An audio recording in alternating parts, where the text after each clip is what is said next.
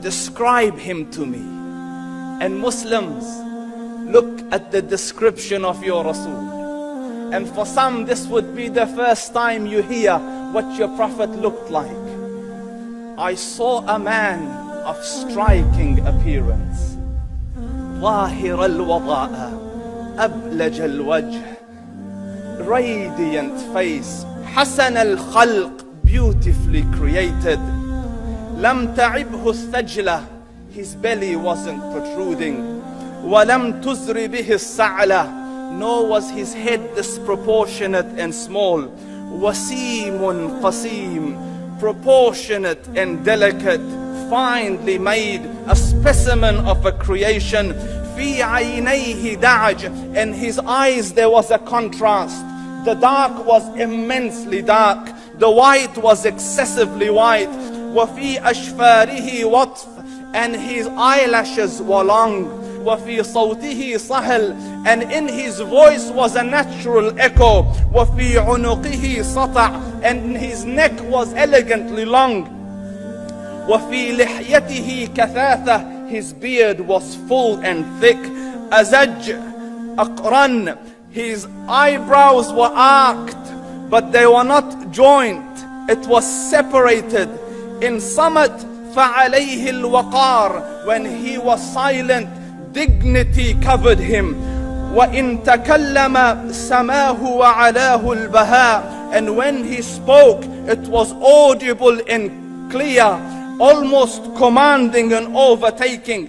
أجمل الناس وأبهاهم من بعيد, from afar the most striking and outstanding in appearance. وأحسنهم وأجملهم من قريب, and when he came near, the best of them and the most handsome of them in closeness. حلو المنطق, such an exalted and sweet level of logic. Like when he used to speak, it was so coherently logical, it was smooth and easy to understand. فصل لا نزر ولا هذر, he was to the point, not excessive nor too short. كأن منطقه خرزات نظم يتحدرن, his logic, his utterances, his words were like jewels coming out of a necklace, calculated, polished, one after the other, it would flow magically. ربعة, he was medium in height. Your eye didn't have to strain to look up at him, nor was it tedious to look down at him. He was a comfortable sight to look at.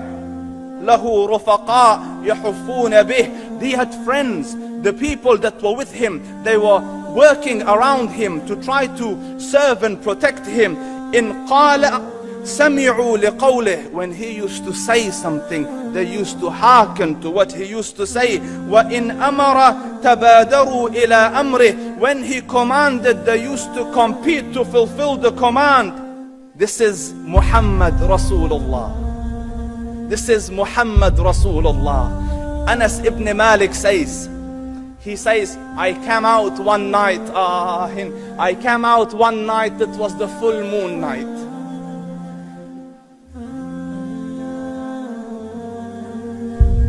And I looked at the moon, and in the desert, understand, the moon is an awesome sight.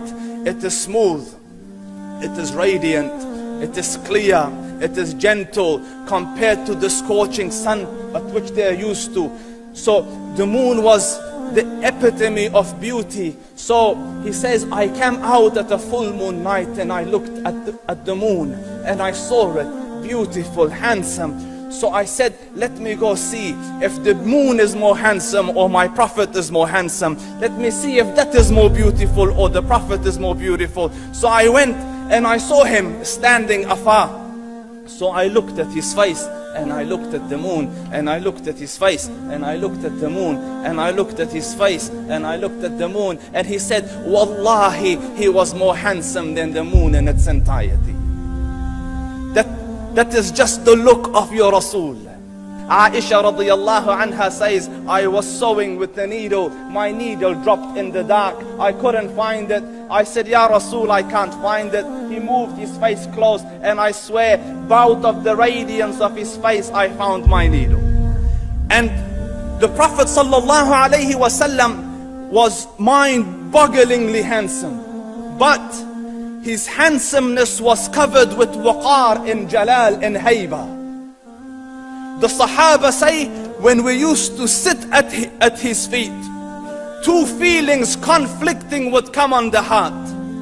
The first one, you wanted to look at him. You wanted to behold the majesty of his face. And when you wanted to look up, shyness used to overtake you, so you used to look down. Amr ibn al-As says, I sat with him many times, but if you ask me to describe his face, I can't describe it. I wouldn't be able to look up to him ijlalan wa ta'ziman. I couldn't look up at him.